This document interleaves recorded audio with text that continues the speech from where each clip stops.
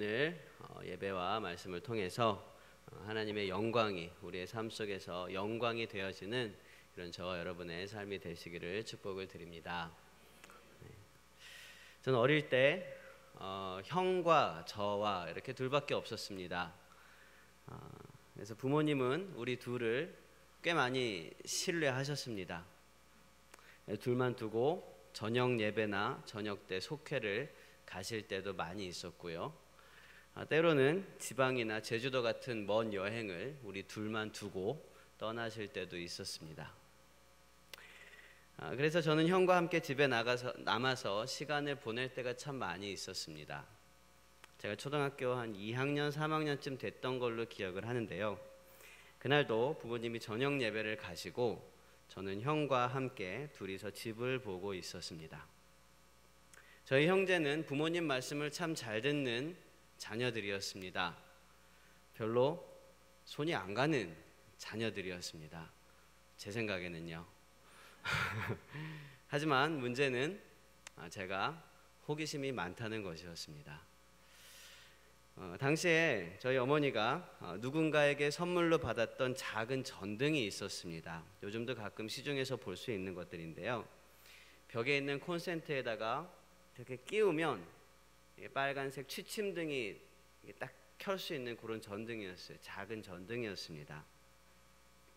그 전등은 껐다 켰다 할 수도 있고 뚜껑을 열고 전구를 이렇게 돌려서 뺄 수도 있고 그런 전등이었습니다. 별로 사실 신기할 것도 없는데 집에서 심심하게 시간을 보내다 보니까 이 전등이 굉장히 재밌더라고요. 버튼을 껐다 켰다 해도 불이 꺼지고 전구를 이렇게 돌려도 불이 꺼지고 굉장히 신기해서 한참 동안을 그걸 가지고 놀았습니다. 저는 참 호기심이 많았고요. 용기도 많았습니다. 물론 부모님 말씀도 잘 들었습니다. 저는 전구를 돌려서 빼고 나서 거기에 볼펜을 꽂아보면 무슨 일이 있을지 굉장히 궁금했습니다. 아마도 부모님이 그렇게 하지 말라고 하셨더라면 생각도 안 했을 것입니다. 그런데 저희 부모님은요, 태환아, 새로운 전등의 전구를 빼고 거기에 전구 대신 볼펜을 꼽지 마라 라고 말씀하신 적이 없었습니다. 그래서 아주 잠깐만 이 볼펜을 한번 이렇게 넣었다 빼봐야겠다 그런 생각이 들어서 전구를 꼽혀 있는 상태로 돌려서 뺐죠. 불이 탁 꺼졌습니다. 그 볼펜을 그 구멍에다가 살짝 넣었습니다. 무슨 일이 있었을까요? 전기가 이렇게 쫙 오는 거예요. 저는 제 손에 전기가 찌릭하고 오는 거예요. 깜짝 놀라서 볼펜을 놔버렸습니다. 볼펜이 그 구멍 안으로 탁 떨어지더니 막 불꽃이 튀면서 볼펜이 막 이리저리로 춤을 추는 것입니다. 형광등은 막 번쩍번쩍하고 저는 굉장히 놀라서 깜짝 놀라고 있는데 옆방에 있던 저희 형이 막 달려오더니 전등에 스위치를 탁 껐습니다. 다행히 크게 다친 사람은 없었고 크게 망가지거나 아니면 뭐 불에 타거나 그런 것도 없었습니다. 다만 이 볼펜이 검게 그을렸고요. 또 이 전등이 완전히 망가져서 이제 못 쓰게 되었습니다. 그리고 저는 그때 부모님이 오늘 저녁에 굉장히 늦게 오셨으면 좋겠다라는 생각을 하게 되었습니다. 오시면 굉장히 많이 혼날 것 같았거든요. 그리고 부모님 오실 때까지 두려움과 걱정의 시간을 보냈습니다. 누구나 한 번쯤은 어린 시절에 이런 비슷한 경험들 있으실 것입니다. 저는 그래도 착해서 망정이지 더 큰 사고들 치신 분들 여기 앉아 계실 것입니다. 사실 부모님이 오시고 나서 저에게 어떻게 하셨는지는 생각이 잘 안 납니다. 어릴 때 일이라서 혼났었는지 위로를 하셨는지 뭐 별일 없이 그냥 지나갔는지 잘 생각은 나지 않습니다. 하지만 저에게 분명히 기억에 남는 것은 부모님이 오시기 전까지의 극심한 두려움이었다는 것입니다. 평소에 저는 성격이 너무 좋아서 부모님이 오시면 뛰어가서 끌어안고 뽀뽀하고 막 그랬던 아이였습니다. 부모님이 들어오시면 너무 마음도 편하고 기쁘고 반갑고 그랬거든요. 그런데 그날은 그렇지 않았습니다. 그날은 부모님이 오시는 발소리처럼만 들려도 심장이 쿵쾅쿵쾅 요동치고 또 눈을 어디에 둬야 될지도 모르는 그런 겁을 먹게 되었죠. 너무나 두렵고 무서웠습니다. 여러분, 우리는 때로 하나님 앞에서 그렇습니다. 하나님의 영광을 사모하고 하나님의 임재를 기다리지만 때로는 하나님의 영광이 기쁨으로 다가오지 않고 두려움으로 다가올 때가 있습니다. 오늘 본문에서 고라와 그의 회중들이 그랬던 것처럼 말이죠. 민수기 16장 전체의 말씀을 보면 고라와 그의 가족들 그리고 함께 향로를 들고 있던 250명과 또 모세와 아론을 대적했던 14,700명이 순서대로 다 죽는 그런 기록들이 굉장히 자세하게 적혀 있습니다. 그 중에서 오늘 읽었던 본문은요, 고라가 죽기 직전의 상황 그리고 고라와 그의 가족들이 죽는 그런 상황이 기록되고 있는데요. 우리 19절 말씀을 다시 한번 읽어보겠습니다. 시작. 고라가 온 회중을 회막문에 모아놓고 그 두 사람을 대적하려 하매 여호와의 영광이 온 회중에게 나타나시니라. 여러분, 여호와의 영광이 온 회중에게 나타나셨습니다. 여호와의 영광이 온 회중에게 나타나셨는데 언제 나타나셨습니까? 고라가 이 두 사람을 대적하려고 할 때, 고라가 다단과 아비람과 함께 사람들을 모아놓고 이 두 사람이 누굽니까? 모세와 아론이었습니다. 모세와 아론을 대적해서 왜 너희만 하나님의 말씀을 들은 사람이냐? 우리도 다 하나님 말씀 듣고 우리도 다 하나님 섬기는 사람이다. 왜 너희만 우리 위에서 군림하려고 하느냐? 라고 막 대적하려고 했던 그 상황이었습니다. 사람은 영적인 존재입니다. 이제 곧 죽음을 맞이하게 될 이 고라의 가족들, 그들은 하나님의 영광이 이렇게 확 나타나게 되었을 때 어떤 느낌을 받았을까요? 어떤 마음이었을까요?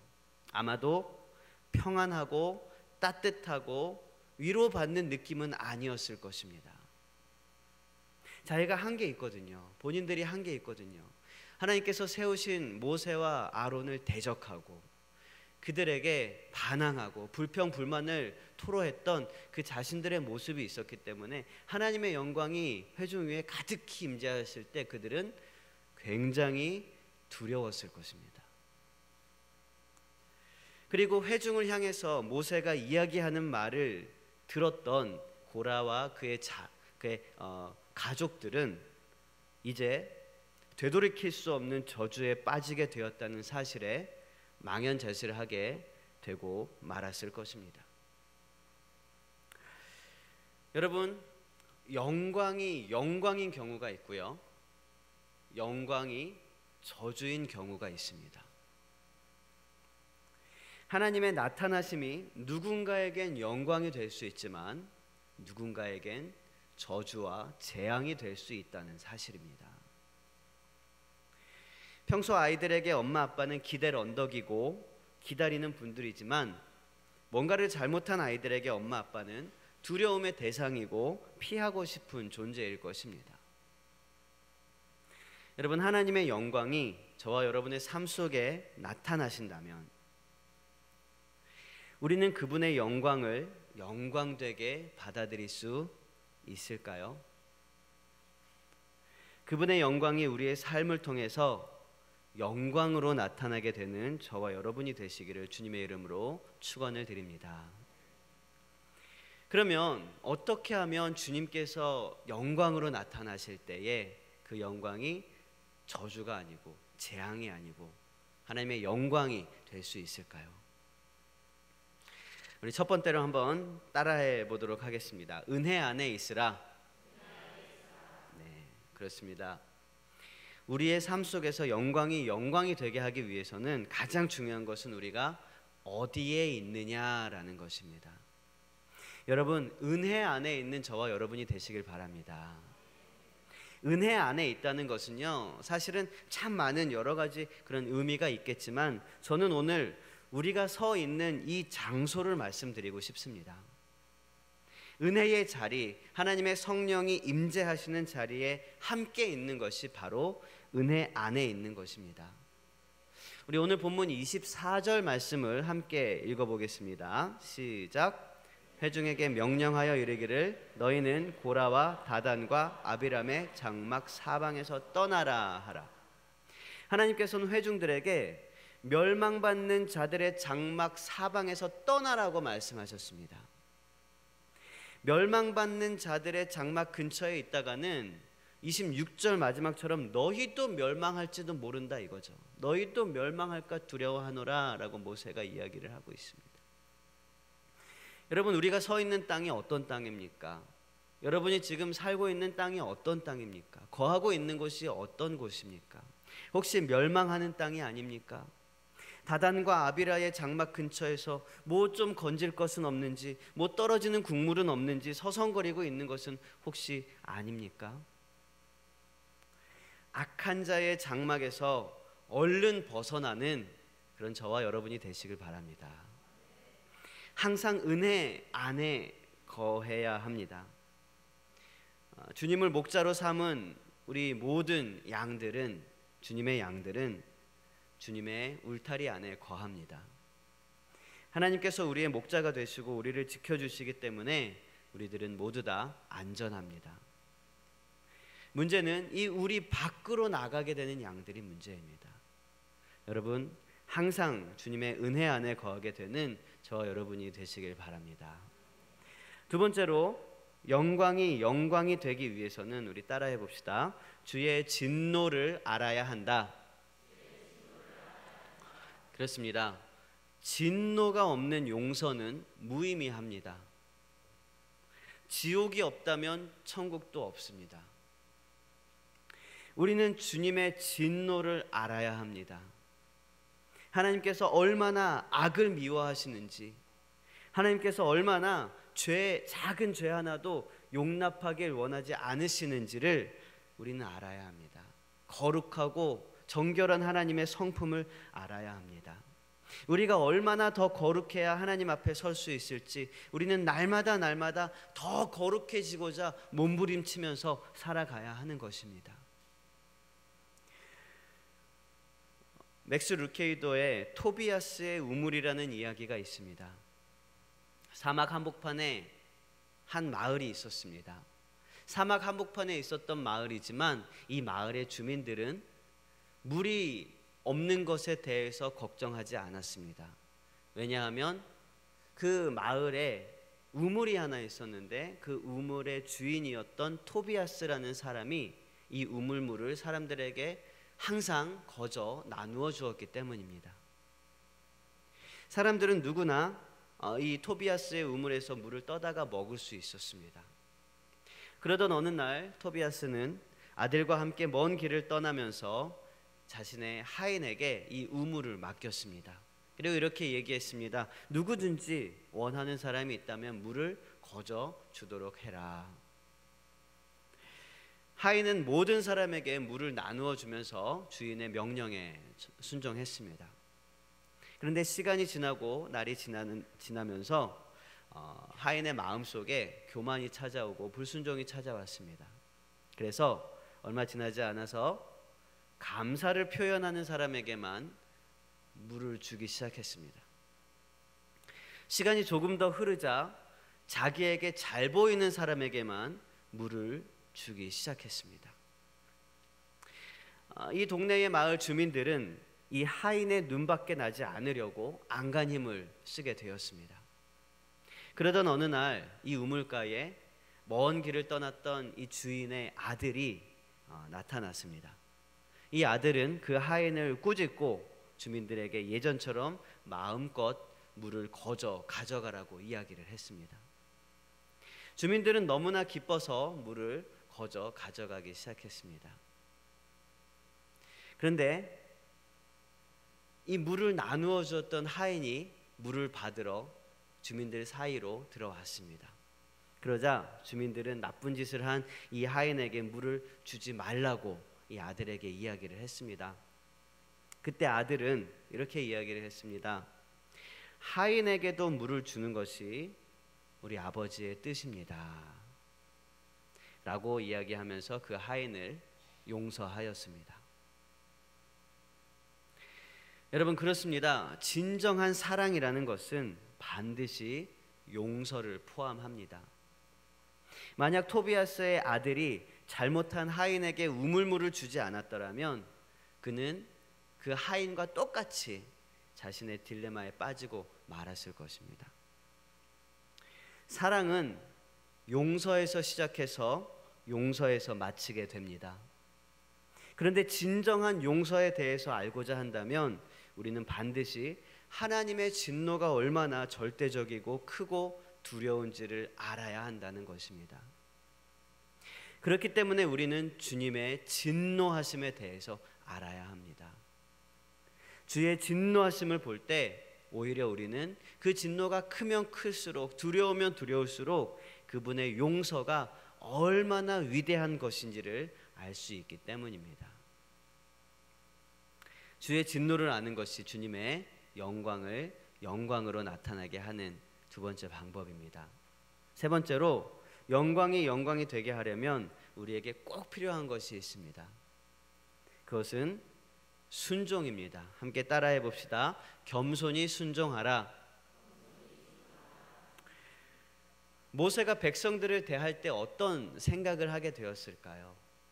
많은 백성들이 애굽에서부터 나와서 광야 생활을 하는 동안에 계속해서 불만도 하고 불평도 쏟아 놓았습니다. 모세는 자신의 모든 삶을 헌신해서 여러 가지 위험을 무릅쓰고 이스라엘 백성을 출애굽을 시켰는데 고마워하지는 못할 망정 계속해서 뒤통수를 치고 있는 것입니다. 게다가 고라가 사람들을 모아보니까 생각보다 많은 사람들이 모세와 아론을 대적하기 위해 모이더라는 것이죠. 이게 얼마나 자신의 어떤 리더십이나 자신의 존재감이 상처를 많이 받았겠습니까? 불특정 다수에 대한 그런 두려움이 생겼을지도 모릅니다. 그런데 모세는 그러한 반발과 불평 앞에서 어떻게 했습니까? 오늘 본문 16장 4절을 함께 읽어보겠습니다. 시작. 모세가 듣고 엎드렸다가, 가장 먼저 이 백성들의 말을 듣고 나서 가장 먼저 모세는 엎드렸습니다. 가장 먼저 여러분 엎드리는 저와 여러분이 되시길 바랍니다. 사람이 참 이상한 것이 있습니다. 여러 가지 당황스러운 어려움, 문제에 탁 빠지게 되면 머리가 굉장히 비상하게 움직입니다.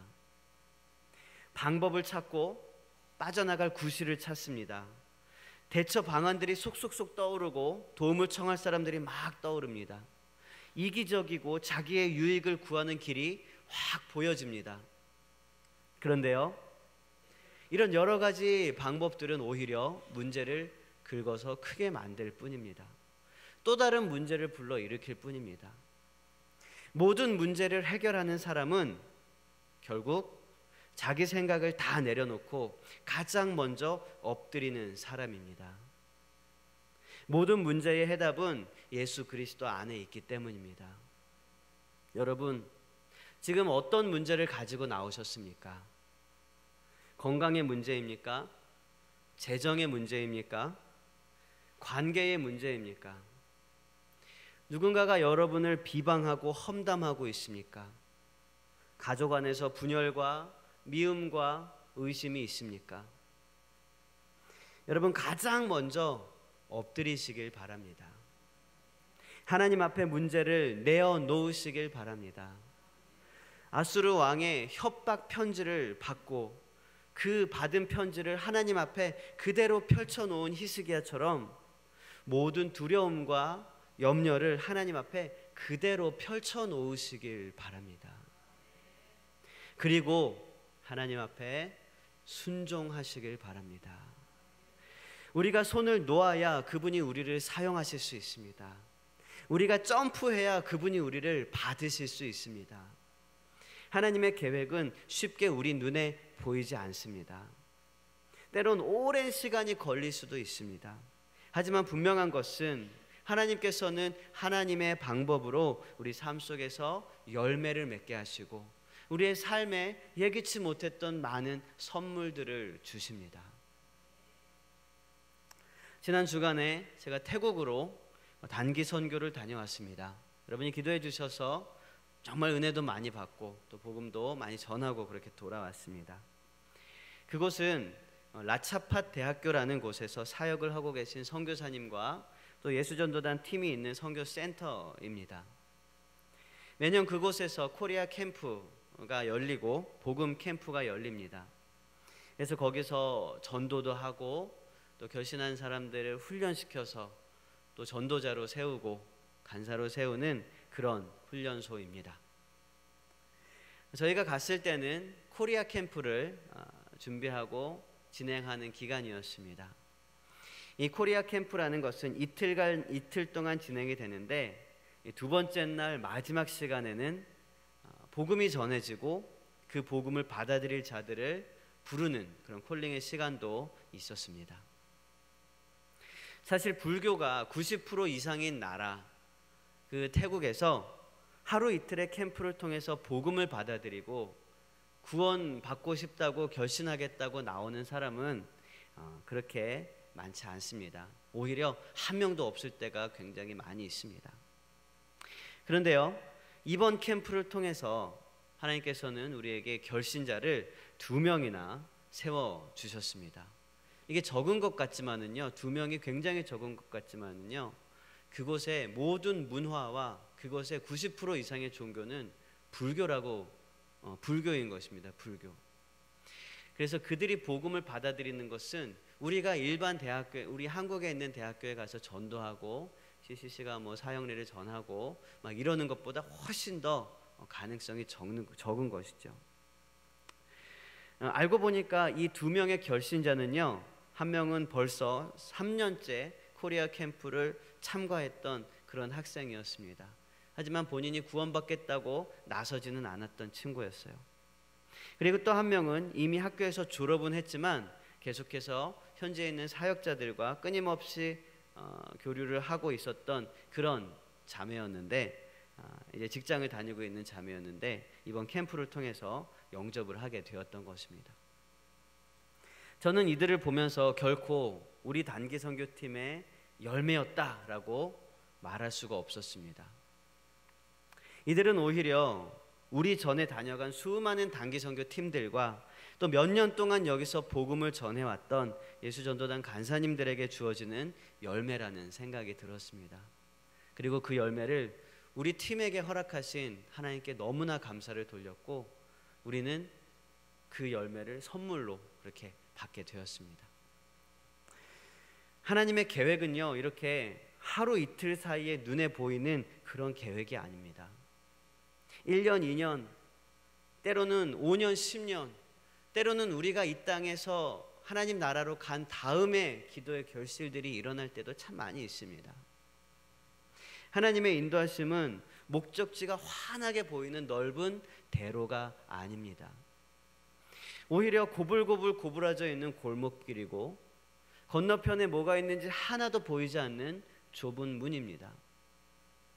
그렇기 때문에 이 길을 따라갈 때는 꼭 필요한 것이 있는데 그것이 바로 순종이라는 것입니다. 여러분, 겸손하게 순종함으로 그 문 뒤에 있는 하나님의 영광을 영광되게 나타낼 수 있는 그런 저와 여러분이 되시길 바랍니다. 요한복음 5장에 보면은요, 죽음 이후에 하나님의 음성이 선포될 때에 대해서 기록되고 있는데요, 그 하나님의 음성을 들을 때가 오나니, 한번 읽어볼까요? 5장 28절 29절입니다. 함께 읽어보십시다. 시작. 이를 놀랍게 여기지 말라. 무덤 속에 있는 자가 다 그의 음성을 들을 때가 오나니 선한 일을 행한 자는 생명의 부활로, 악한 일을 행한 자는 심판의 부활로 나오니. 우리가 죽으면 다 무덤 속에 있습니다. 그러다가 주님의 음성이 들릴 때 천군 천사의 나팔 소리와 함께 누군가는 생명의 부활로, 또 누군가는 심판의 부활로 부활하게 된다는 것입니다. 하나님의 음성을 통해서 모든 사람들이 부활을 하게 되는 거예요. 그러니까 누군가는 천국에 올라가기 위해서 부활을 하게 되고, 누군가는 자신의 죄를 자신이 책임지고 심판을 받게 되는 그런 부활로 나가게 된다는 것입니다. 똑같은 부활의 시간이, 똑같은 하나님의 음성이, 똑같은 천군 천사의 나팔 소리가 누군가에게는 생명의 신호이지만 누군가에게는 재앙의 소리인 것입니다. 주님 오실 때에 부끄러운 구원만 가까스로 가지고 하나님 앞에 나가는, 아무런 면류관 없이 그렇게 초라하게 서 있는 그런 저와 여러분이 되지 않길 바랍니다. 등불에 심지가 탈탈탈 다 털리고 기름도 하나도 없고 가까스로 밤새 버틴 그런 삶이 우리의 삶이 되면 되겠습니까? 여러분, 주님 오시는 그날에 주님 어서 오시옵소서, 주님 정말 많이 기다렸습니다, 영광의 그날을 기쁨으로 맞이할 수 있는 그런 삶이 저와 여러분의 삶이 되시길 바랍니다. 백성들이 모여 있는데요, 하나님의 영광이 임하셨습니다. 고라와 다단과 아비라와 그 가족들은요, 땅바닥이 갈라져서 다 빠져 죽었습니다. 모든 백성들이 눈앞에서 그것을 보았고요, 또 하나님 앞으로 향로를 가지고 나온 250명이 그 향로에서 불이 나와서 250명이 눈앞에서 다 죽었습니다. 그리고 주의 성전에서부터 전염병이 시작돼서 14,700명이 전염병으로 훅훅훅 죽어가고 있었습니다. 여러분, 그때 주님 이제 그만해 주십시오, 주님 저를 봐서라도 이제 좀 그만해 주십시오 라고 제단 숯불을 가지고 뛰어가서 산자와 죽은 자 사이에 설 수 있는 그런 저와 여러분이 되어야 하지 않겠습니까? 여러분, 영광이 영광되게 살아갑시다. 나의 삶의 영역을 거룩함으로 채우고 주의 진노하심을 똑똑히 보고 알면서 겸손하게 순종하는 삶을 살아가는 저와 여러분이 되시길 바랍니다. 그것이 주의 영광을 영광으로 나타내는 삶입니다. 저와 여러분의 삶 속에서 하나님의 영광이 영광으로 나타나고 축복으로 나타나고 은혜로 나타나고 주님 오실 날을 매일매일 기대하며 사모하는 저와 여러분이 되시기를 주님의 이름으로 축원합니다. 기도하겠습니다. 하나님 감사합니다. 주님께서 우리를 너무나 사랑하시고 우리를 먼저 불러주셨습니다. 하나님, 그리고 우리에게 그 십자가의 은혜, 구원의 은혜를 허락하여 주셨습니다. 하나님, 주님 오시는 그날에 우리가 주님 앞에 귀한 면류관 올려드릴 수 있는 그런 귀한 삶을 허락하여 주시옵소서. 더 거룩하고 더 겸손히 순종하는 그런 우리 모두의 삶이 되게 하여 주시옵소서. 그래서 주님 오실 때에 그 영광이 영광으로 나타나고 기쁨으로 나타나고 은혜로 나타나는 귀한 우리 모두가 될 수 있도록 축복하여 주시옵소서. 주께서 함께 해주시길 원하며 모든 말씀 예수님 이름으로 간절히 기도합니다.